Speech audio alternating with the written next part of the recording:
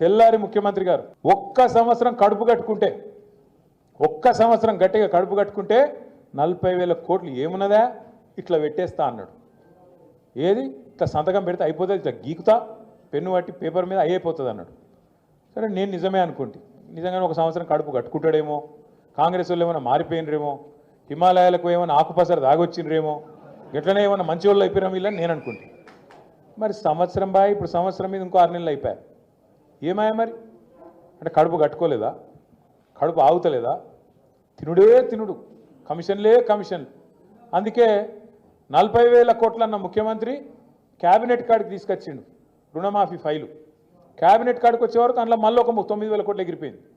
మొదలు 49,500 ఏది బ్యాంకులో మీటింగ్ పెట్టినప్పుడు, మళ్ళీ తెల్లారి మాటికే ముఖ్యమంత్రి 40,000 కోట్లు అన్నాడు, 9,000 ఎగిరిపోయింది.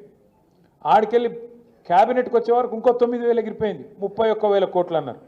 ఆడికెళ్ళి అసెంబ్లీకి వచ్చింది బడ్జెట్, అసెంబ్లీకి వచ్చేవరకు 26,000 కోట్లు అన్నారు.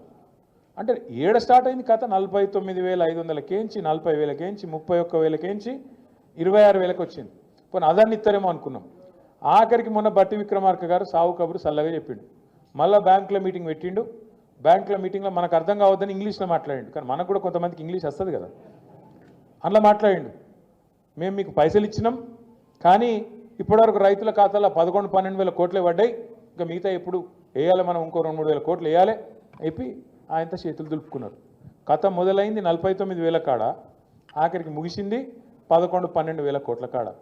మన ఊళ్ళో సామెత చెప్తారు, చారాన కోడికి బారాన మసాలా అని. ఇది కరెక్ట్ సూట్ అవుతుంది. దాన్ని ఇచ్చింది చారాన వంతు, కానీ దానికి బిల్డప్ ఊరూరా ఫ్లెక్సీలు, ఎక్కడ చూసినా ముఖ్యమంత్రి గారి ఫోటోలు, ఉప ముఖ్యమంత్రి గారి ఫోటోలు.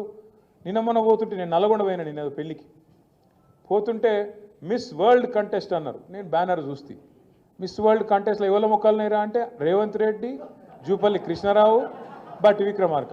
ఇలా ముగ్గురులో ఎవరు మిస్ వరల్డ్ నాకైతే అర్థం కాలేదు. పేరేమో మిస్ వరల్డ్, చూస్తేనేమో వీళ్ళ ముగ్గురు అందాల పోటీ వీళ్ళకి పెట్టినట్టున్నది కథ. నేను నాకు తెలియక అడుగుతా, రాష్ట్రంలో ఒక దిక్కు 500 మంది అన్నదాతలు ఆత్మహత్య చేసుకుంటే నీ దిక్కుమాలిన ప్రభుత్వం వచ్చినాక నీ మాటలు నమ్మి కొంపల నుంచి 500 మంది కొంప ఉసురు తీసుకున్నావు, వాళ్ళ కొంప కొల్లేరు చేసినావు. 500 మంది అన్నదాతలు ఆత్మహత్య చేసుకుంటే ముఖ్యమంత్రి గారు అందాల పోటీలో బిజీగా ఉన్నాడు, రివ్యూ చేసే టైం లేదు. కల్లాలలో వడ్లు అట్లే ఉన్నాయి, కొనటోడు లేడు, కాంట పెట్టేటోడు లేడు, పట్టించుకున్నోడు లేడు. ఇప్పటికే అమ్మిన కాడికి పాపం మిల్లర్లకు అమ్ముకున్నారు, ఇప్పటికే 40-50% అమ్ముకున్నారు. ఆడనో ఈడనో 10% 20% కొన్నారు, కానీ దాన్ని పట్టించుకున్నోడు లేడు.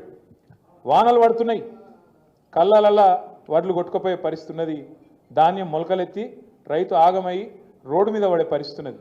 అడిగినోడు లేడు, పట్టించుకున్నోడు లేడు. అడుగుదాం ఎవరినన్నా అంటే ఊళ్ళో సర్పంచ్ లేడు, ఎంపీటీసీ దిక్కు లేడు, జెడ్పీటీసీ లేడు, కౌన్సిలర్ లేడు.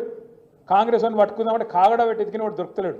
ఎందుకు బిజీగా ఉన్నారు, ఏడ బిజీగా ఉన్నారు, కాగితాలు పట్టుకొని సెక్రటేరియట్ చుట్టూ గిర్ర గిర్ర గిర్ర తిరుగుతారు.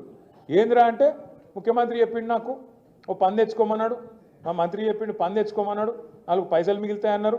ఇక పాత బాకీలు ఏమైనా ఉంటే పాత బిల్లులు ఏమైనా ఉంటే తెచ్చుకోమన్నారు, ఇస్తామన్నారు, కమిషన్లు తీసుకోమన్నారు. ఒకటే పనులు ఉన్నది ప్రభుత్వం మొత్తం, కమిషన్లు కమిషన్లు కమిషన్లు, 20% కమిషన్లు, 30% కమిషన్లు.